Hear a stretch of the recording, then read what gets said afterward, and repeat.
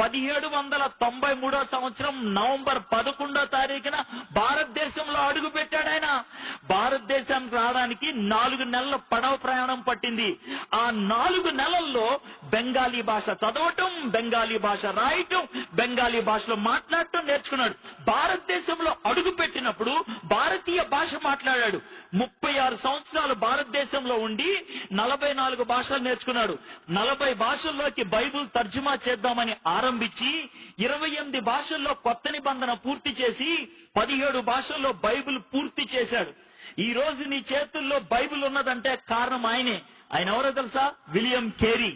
ఒక్క William Carey 17 భాషల్లోకి Bible తర్జుమా చేసి నీ చేతుల్లో పెట్టాడు. అంతేనా? అక్కడితో ఆగిపోయాడా? నీ చేతుల్లో పెన్ ఉందంటే కారణం విలియం కేరీ.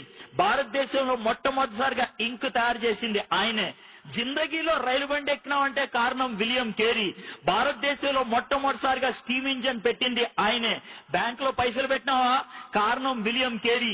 భారతదేశంలో మొట్టమొదటిసారిగా బ్యాంక్ పెట్టింది ఆయనే. పొద్దున్నే లేచి ఈనాడు, జై తెలంగాణ న్యూస్ పేపర్ చదివినావా? థ్యాంక్స్ చెప్పాలి విలియం కేరీకి. భారతదేశంలో తొలిసారిగా భారతీయ భాషలో న్యూస్ పేపర్ ముద్రించింది ఆయనే. ఆడపిల్లలు కాలేజీకి పోతున్నారా? థ్యాంక్స్ చెప్పాల్సింది విలియం కేరీకి. భారతదేశంలో ఆడవాళ్ళ కోసం మొదటిసారిగా కాలేజీ పెట్టింది ఆయనే. మీ తాతయ్య చచ్చిపోయిన తర్వాత కూడా అమ్మమ్మ బతికుందా? థ్యాంక్స్ చెప్పాలి విలియం కేరీకి. సతీ అనే దాన్ని అంతమొందిచ్చింది ఆయనే. ఒక్కడు చేసింది ఇదంతా. ఆయన ఈ లోకానికి వచ్చి చేసినప్పుడు ఆయనకి పెద్ద వెల్కమ్ పార్టీ ఇచ్చారనుకున్నారా? లేదు. ఆయన జీవితంలో జరిగిన ఒక్క సన్నివేశం చెప్తే ఆయన ఎంత సాక్రిఫైస్ చేశారో అర్థమవుతుంది. కలకత్తాలో ఆయనకు ఒక చిన్న ప్రింటింగ్ ప్రెస్ ఉండేది. 236 పేజీలు బెంగాలీ డిక్షనరీని ఆ రోజే ముద్రించి కట్లగా నిలబెట్టి మిగిలిన పేజీలు ముద్రిద్దాం అనుకునే లోపల ఇంటి దగ్గర నుంచి ఒక పనోడు పరిగెట్టుకుంటా వచ్చాడు. వచ్చి, సార్ మీ భార్యకి పిచ్చి ఎక్కిందంట. ఎందుకు ఎక్కిందో తెలుసా? భార్యకి పిచ్చి. వాళ్ళ కొడుకు చచ్చిపోయాడు. కొడుకు చచ్చిపోయినప్పుడు పాతి పెట్టడానికి ఎవరు రాకపోతే విలియం కేరీ ఒక్కడే శవాన్ని తీసుకెళ్లి పాతి పెట్టొచ్చాడు.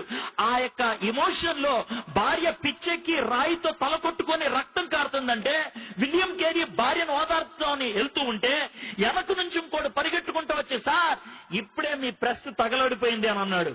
వెనక్కెళ్లాలో ముందుకెళ్లాలో తెలియకుండా సతమతమయ్యాడు విలియం కేరీ. అలా పెనుగులాడి అద్భుతంగా పరిచర్య చేశాడు. ఆ విధంగా పెనుగులాడే వాళ్ళు ఉండి పరిచర్య చేశారు కాబట్టి ఈ దినాన్న కుర్చీల మీద కూర్చొని లైటుల కింద ఈ విధంగా వాక్యాన్ని వినడానికి అవకాశం దొరికింది.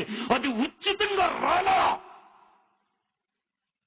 ఎవరో ప్రాణం పెడితే వచ్చింది, ఎవరో సాహసిస్తే వచ్చింది. దేవుడు నేర్పించే పాఠం ఏంటి తెలుసా? నువ్వు నాకు చెందిన వ్యక్తివి అని చెప్తావా? నన్ను నువ్వు దేవుడు అని పిలుస్తావా? యేసయ్య అంటున్న మాట ఇది. మీలో నన్ను ఎవరైనా గురువు అని పిలవదలుచుకుంటే, నా శిష్యులు అవ్వాలి అనుకుంటే గుర్తుపెట్టుకోండి, ఒకటే ఒక కండిషన్. మిమ్మల్ని మీరు కాదనుకోవాలా, మీ సిలువెత్తి నన్ను వెంబడించాలా. సిలువెత్తి వెంబడించడం అంటే గోల్డెన్ క్రాస్ మెల్ల వేసుకొని రావటం కాదు. సస్తే పాతి పెట్టడానికి రెడీ అయ్యే సమాధి పెట్టిని తీసుకొని రావడం, చావటానికి తెగించటం. హలో, క్రైస్తవుడు అని పిలిపించుకోవాలనుకున్నట్లయితే